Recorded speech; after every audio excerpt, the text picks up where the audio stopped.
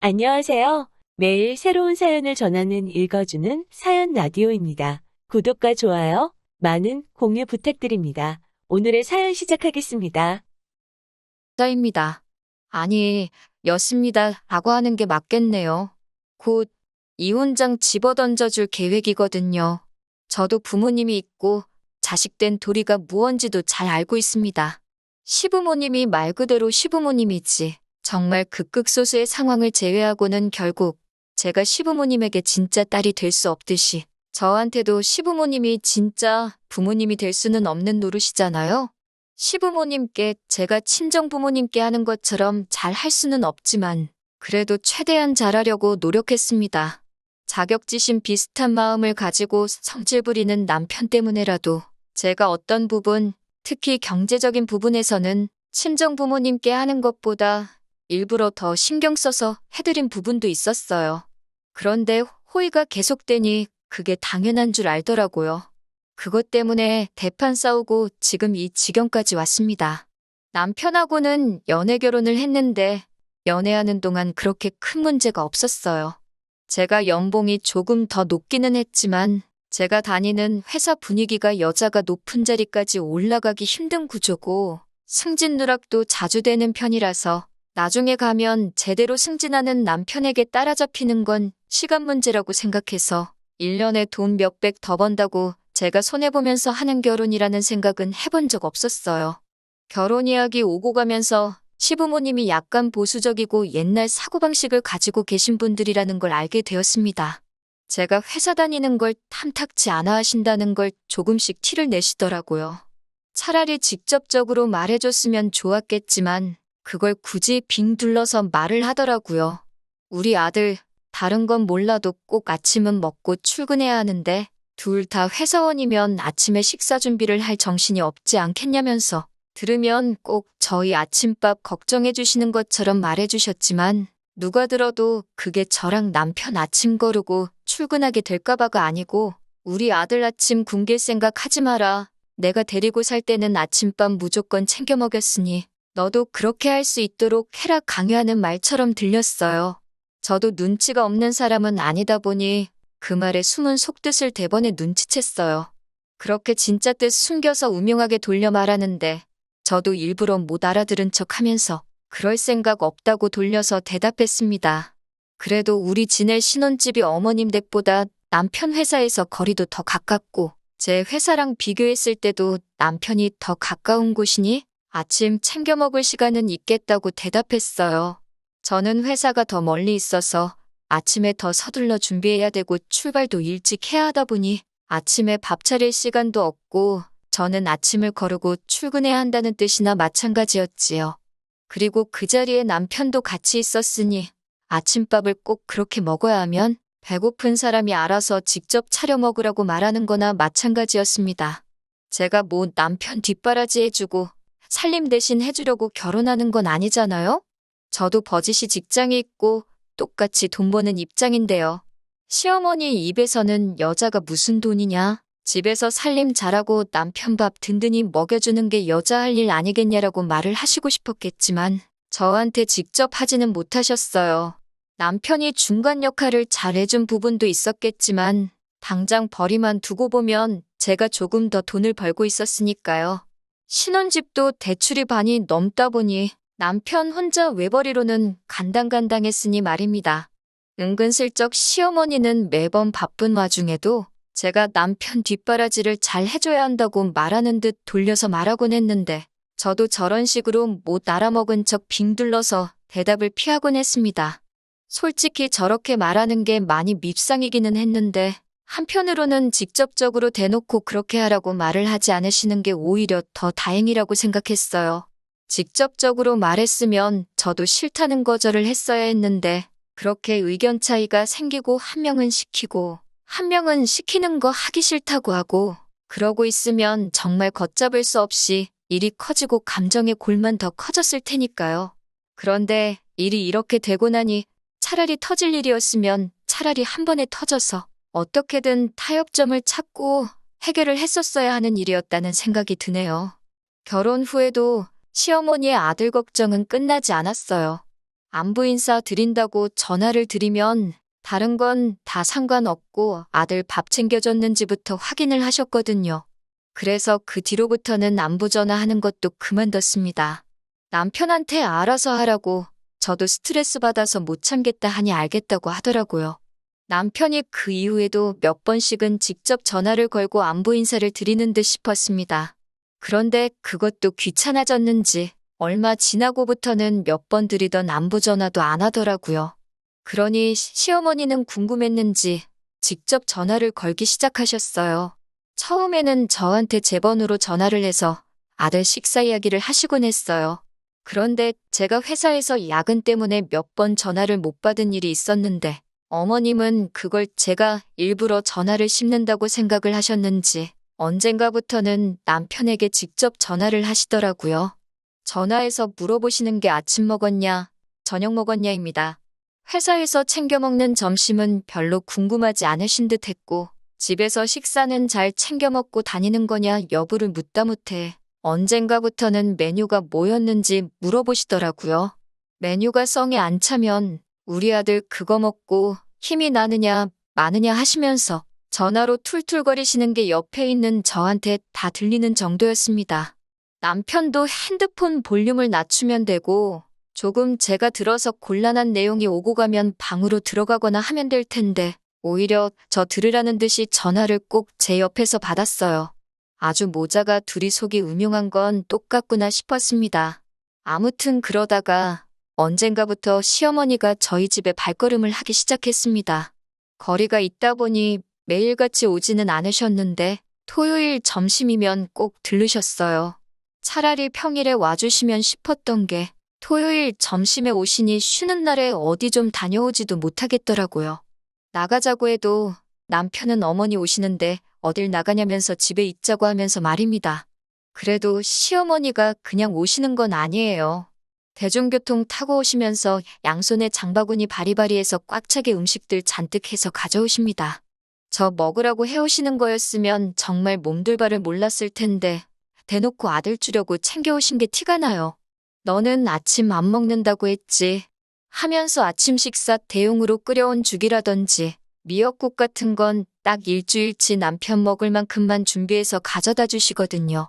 저야 안 먹으면 그만인데 전날에 냉장고에 미리 옮겨놓고 아침에 전자레인지에 데우기만 하면 되게 해놨다고 굳이 저한테 설명을 해주시네요. 대답만 해드리고 어머님 가시면 남편한테 알아서 챙겨 먹으라고 말을 하니 이것 가지고는 그렇게 스트레스를 받는 편은 아니에요.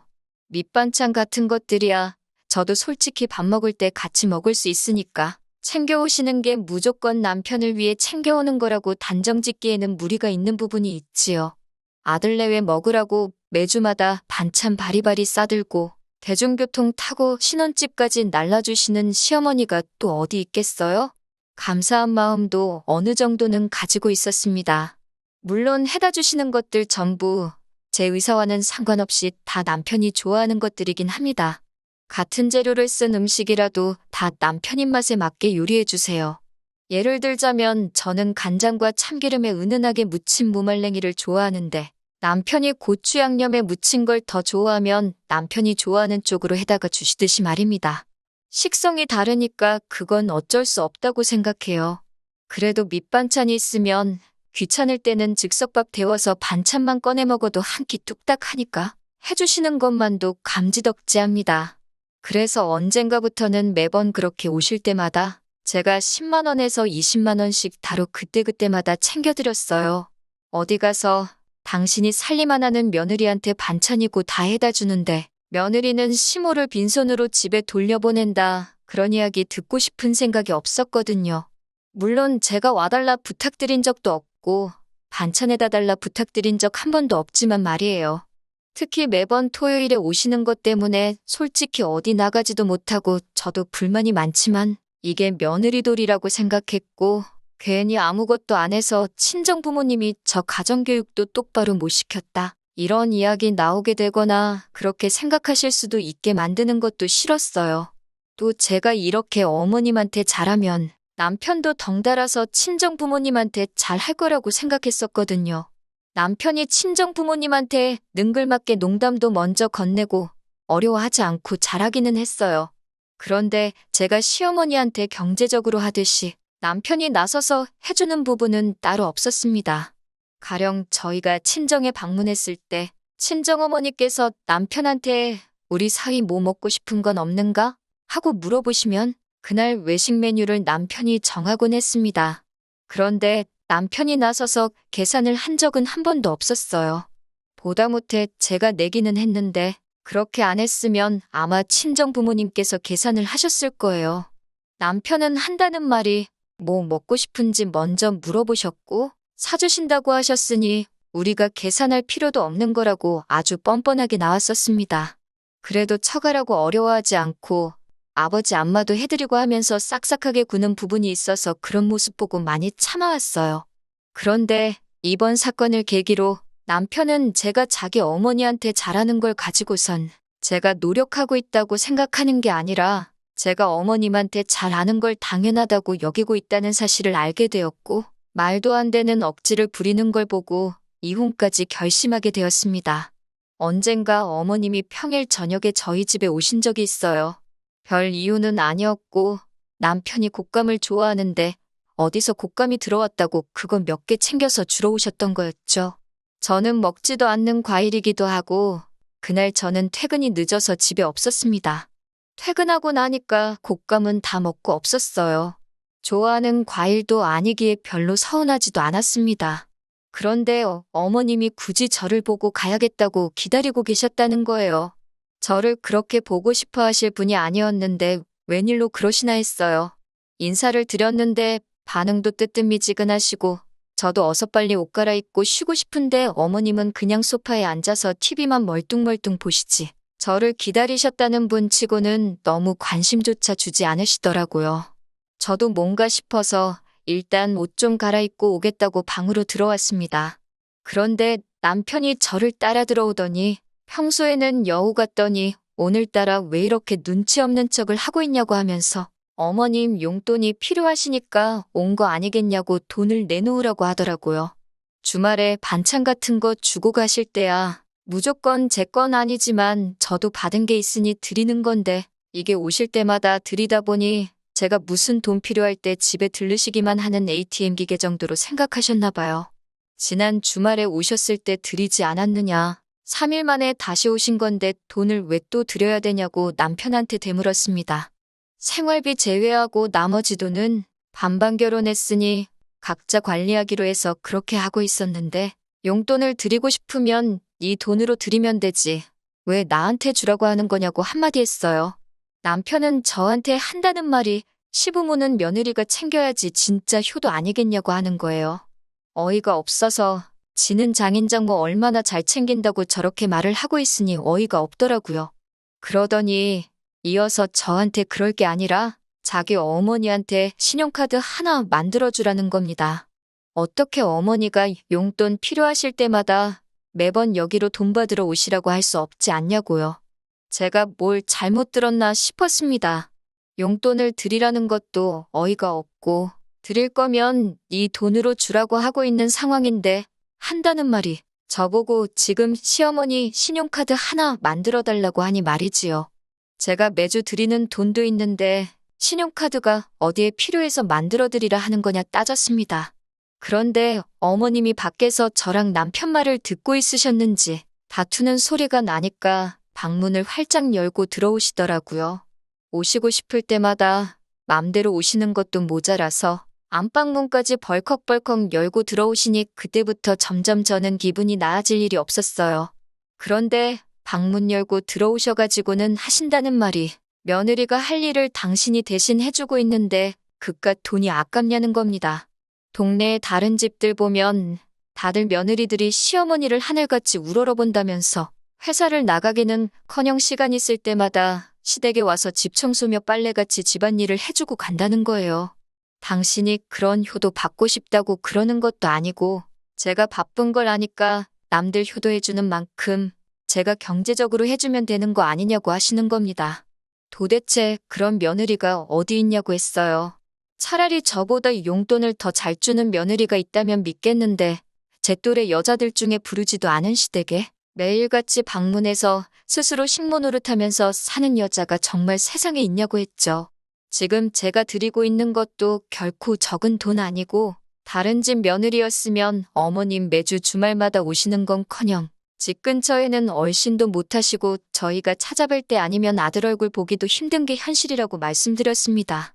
그러니 시어머니는 노발대발하면서 지금 자기가 거짓말을 하고 있다고 말하고 싶은 거냐면서 시모가 며느리 본다고 이 밤늦은 시간까지 기다렸으면 가만히 돈 10만 원 찔러주면 되는 거지. 그깟 돈 좀 부린다고 유세를 부리냐고 소리를 고래고래 지르시더라고요. 남편도 저한테 왜 그러니까 일을 크게 만드냐고 돈 조금만 드리면 끝날 일 아니냐고 하는데 어이가 다 없더라고요. 일 크게 만든 것도 그쪽이고 돈 조금 드리는 것도 지 돈 들였으면 되는 거 아니었나 싶었어요. 막말로 제가 씹고 뜯어볼 곶감 찌꺼기라도 있었으면 인사치레로 돈 3만 원 정도는 드렸을 텐데 가져온 건 며느리 없는 동안 지들이 다 처먹어 놓고 오가느라 고생했으니 돈 내놓으라고 하는 게 날강도도 그렇게 돈을 뜯어가지는 않겠다 싶더라고요. 말 많아지고 시끄러워지는 것도 짜증나서 지갑에서 10만 원 꺼내서 드렸습니다. 시어머니는 결국 자기가 이겼다고 생각했는지 의기양양해서 그 돈 받자마자 정말 1분도 안 지나서 짐 싸들고 돌아가셨어요. 남편은 저한테 그러니까 이렇게 쉽게 끝날 걸 질질 끌어가지고 서로 다 기분 상하고 마음 상하게 만드냐고 하면서 잔말 말고 신용카드 만들어서 오라고 하더라고요. 제가 달라는 돈을 쉽게 넘겨주기는 했지만 이 일을 더 이상 쉽게 넘길 생각은 없었습니다. 쉽게 넘겼다간 제 자신이 이 집의 며느리가 아니라 시어머니의 개인 지갑이 돼버린다고 선언하는 거나 마찬가지였으니까요. 제가 제 몸을 스스로 지옥불에 던져버리면서까지 살아야 할 필요가 없다고 생각했습니다. 그래서 더 이상 어머님한테 드릴 돈은 없고 너한테도 기대하는 거 없다고 이혼하자고 이야기를 꺼냈습니다. 혼수해놓은 건 다 친가로 가져갈 거고 나머지 집에 들어간 돈은 알아서 보내달라고 했어요. 알아서 안 보내면 이혼소송이든 뭐든 간에 내가 얼마 손해를 보던지 상관하지 않고 위자료까지 해서 어떻게든 너한테 큰 손실을 입히겠다 한마디 했습니다. 이혼하자는 말에 남편은 벌써부터 얼굴이 새하얗게 변해서는 미안하다고 사과를 하더라고요. 엄마가 대중교통 타고 고생해서 온 모습을 보니 자식된 도리로 그냥 두고 볼 수는 없었다나요? 효도가 하고 싶으면 네 돈으로 하라고 왜 니네 엄마한테 효도할 때만 내 지갑을 네 지갑처럼 쓰려고 하는 거냐고 하니까 무작정 미안하다고 다음부터는 그러지 않겠다고 하더라고요. 내 돈으로 생색내면서 효도할 때부터 그 정도 각오가 없었던 거냐고 물으니 아무 말도 못하더군요. 일단 제가 짐을 빼서 집을 나가고 싶었지만 피곤했던 관계로 그날은 그냥 집에서 하루를 더 보냈습니다. 자꾸 옆에 와서 사과하려고 들길래 서재에 입으라고 베개 들고 들어가서 문 잠궈 놓고 잤네요. 다음 날 출근하고 나서 일하는데 회사에서도 계속 전화기에 불이 나도록 미안하다는 문자를 계속해서 보내더라고요. 간단하게 전부 다 무시해줬습니다. 가는 길에 근처 마트에 들러서 짐 싸가려고 여행 가방 하나를 사가지고 들어갔는데 집에 가니까 남편도 이미 퇴근해 있고 시어머니도 계시더라고요. 저한테 그동안 제가 그렇게 마음고생하는지 몰랐다고 사과하시면서 여태 제가 줬던 돈이라고 하면서 봉투를 내미시더라고요. 여태 제가 드린 돈은 맞는데 여태 쓴 건 빼고 현재 남은 돈만 가지고 오셨더라고요. 봉투 안에 50만 원 조금 넘게 있었는데 이건 그냥 여태까지 제가 먹은 반찬값 할 테니까 필요 없다고 가지라고 했습니다. 어떻게든 이혼 못하게 하려고 저를 붙잡으시는데 왜 그러시냐고 물었어요. 제가 주는 돈이 필요해서 그런 거냐 아니면 아들 뒷바라지 해줄 여자가 필요해서 그러시는 거냐고요. 저는 어머님 돈 필요할 때마다 돈 드리는 지갑 노릇도 하고 싶지 않고 남편 밥 때마다 밥 챙겨주면서 부엌대기로 살고 싶은 생각도 없다고. 그러면 어머님도 솔직히 제가 있거나 없거나 달라지는 거 없지 않냐고 했어요. 혹시나 아들 이웃남 만들기가 싫어서 그러시는 거냐 했더니 아무 말도 못 하시더라고요. 짐 싸고 있는 저한테 두 사람이 동시에 달려들어 사과하는데 솔직히 뭐라 하는지도 들리지 않았습니다. 다 싸고 나서 나가면서 남편은 이제 직접 엄마한테 효도할 수 있어서 좋겠다고 하고, 어머님한테는 그 원하던 아들 뒷바라지 다시 해줄 수 있게 돼서 좋으시겠다고. 나만 빠지면 되는 일이었는데 그것도 모르고 제가 괜히 결혼을 해가지고 이 사단을 만들었다고. 둘이서 잘 먹고 잘 살라고 하고 집을 나와버렸습니다. 그 이후로 오는 연락에 대해서는 다 무시하고 있어요. 합의 이혼을 하려고 하는데 자꾸 사과받고 마음 바꾸라는 식으로 나오길래 얼마 전에 변호사까지 선임을 했습니다. 저도 수임료가 나가게 생겼으니 그동안은 그냥 이혼만 하려고 했는데 이제는 위자료까지 다 뜯어내려고 합니다. 저도 더 이상 믿지고 장사할 수는 없는 노릇이잖아요. 욕심은 끝이 없다더니 그 말이 괜히 있는 말이 아닌 것 같네요. 가만히 냅뒀으면 어련히 제가 며느리돌이 다 하면서 적당히 효도받으시며 살았을 텐데 매주 찾아와서 수금해가는 것도 귀찮아서 신용카드를 만들어 오라니 욕심이 너무 과했지요. 비록 저도 이혼녀 딱지가 붙게 되긴 하겠지만 이런 상황을 질질 끌고 있어봤자 20대 후반에 이혼녀가 되느냐, 30살, 40살이 돼서 이혼녀가 되느냐, 결과는 다 똑같았을 거라고 생각합니다. 차라리 제가 한 살이라도 젊을 때 빨리 이혼을 해버린 게 잘한 일이 아닐까 하는 생각이 드네요. 결혼이 둘만 좋아서 하는 게 아니라는 말이 참 맞는 말인 것 같네요. 솔직히 이번 일로 너무 질려서 한동안은 결혼 생각은 들지도 않을 것 같아요. 하지만 나중에 만약에 제가 다시 가정을 갖게 된다면 아내 때문에 가족까지 등질 필요까지는 없지만 그래도 중간에서 다리 역할 잘해주는 그런 사람을 찾아봐야 할 것 같습니다. 긴 이야기 들어주셔서 감사합니다. 오늘의 사연은 여기까지입니다. 구독과 좋아요, 알람 설정해주시면 앞으로 더 좋은 사연으로 찾아오겠습니다. 감사합니다.